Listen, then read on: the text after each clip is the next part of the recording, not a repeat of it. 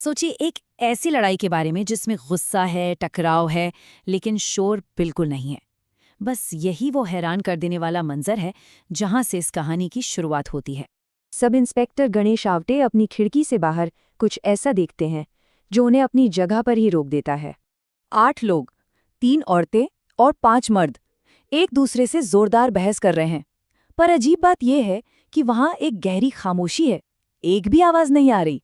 अंदर बैठे अधिकारी भी हैरान हैं। पुलिस स्टेशन के कैंपस में ही ये अजीब टकराव चल रहा है।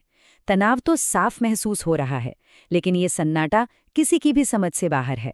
अफसर कुछ देर तक इस पहेली को सुलझाने की कोशिश करते रहते हैं। ये लोग इशारों में क्यों झगड़ रहे हैं और अपनी शिकायत लेकर पुलिस स्टेशन के अंदर क्यों नहीं आ रहे? आखिरकार उनकी जिज्ञासा उन पर हावी हो जाती है।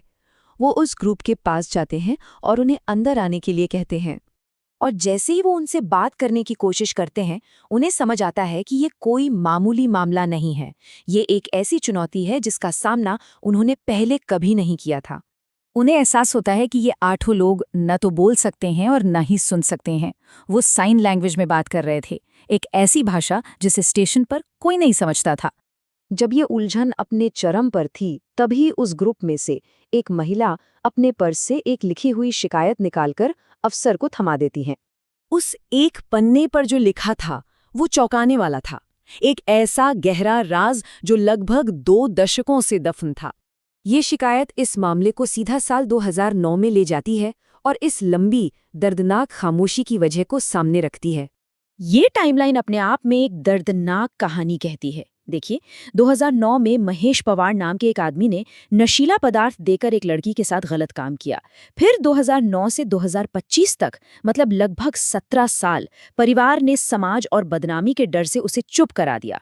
लेकिन फिर अक्टूबर 2025 में एक व्हाट्सएप ग्रुप पर एक वीडियो सामने आया जिसमें वही हमलावर एक दूसरी महिला के साथ वही हरकत कर रहा था। और बस दिसंबर 2025 में वो हिम्मत जुटाकर पुलिस स्टेशन पहुंच गईं।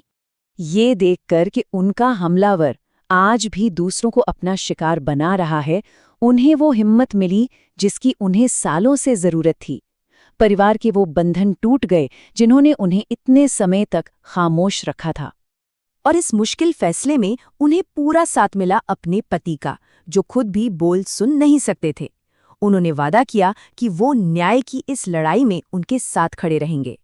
लेकिन अब सबसे बड़ा सवाल ये था कि एक पुलिस ऑफिसर ऐसे किसी इंसान का आधिकारिक बयान कैसे दर्ज कर सकता है जो न बोल सकता है और न ही सुन सकता है। तभी पीड़िता के पति ने अपने फोन से एक इंटरप्रेटर मधुकिनी जी को वीडियो कॉल किया।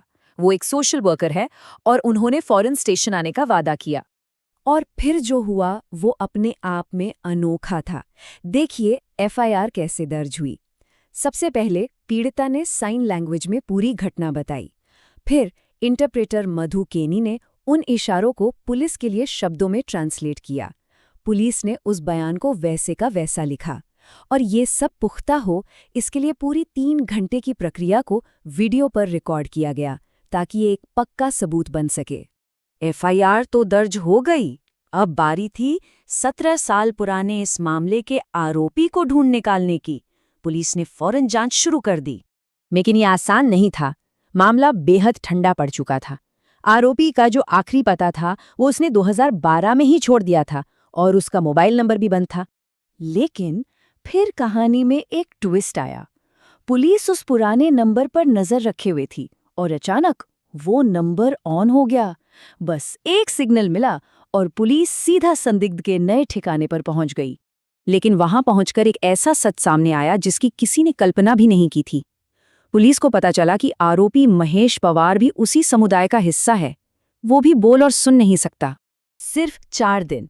सोचिए, 17 साल की खामोशी के मुकाबले एफआईआर दर्ज होने के बाद पुलिस को आरोपी को ढूंढने में बस 4 दिन लगे। और 17 दिसंबर 2025 को महेश पवार को न्यायिक हिरासत में ले लिया गया। ये उस महिला के लिए एक बहुत बड़ी जीत थी जिसने हमेशा के लिए खामोश रहने से इनकार कर दिया था।